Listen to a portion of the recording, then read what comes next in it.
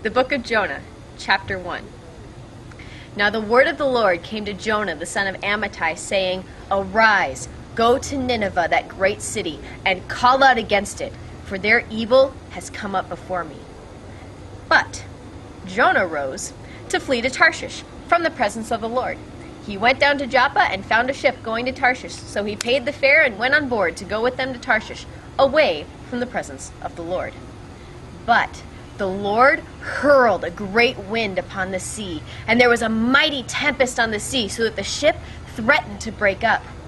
Then the mariners were afraid, and each cried out to his God, and they hurled the cargo that was in the ship into the sea to lighten it for them. But Jonah had gone down into the inner part of the ship, and had laid down and was fast asleep. So the captain came and said to him, What do you mean, you sleeper? Arise, call out to your God. Perhaps the God will give a thought to us that we may not perish. And they said to one another, Come, let us cast lots that we may know on whose account this evil has come upon us. So they cast lots, and the lot fell on Jonah. Then they said to him, Tell us on whose account this evil has come upon us. What is your occupation and where do you come from? What is your country and of what people are you? And he said, I am a Hebrew, and I fear the Lord, the God of heaven, who made the sea and the dry land. Then the men were exceedingly afraid, and they said to him, What is this that you have done? For the men knew that he was fleeing from the presence of the Lord, because he had told them. And they said to him, What shall we do to you that the sea may quiet down for us? For the sea grew more and more tempestuous. He said to them, Pick me up and hurl me into the sea. Then the sea will quiet down for you.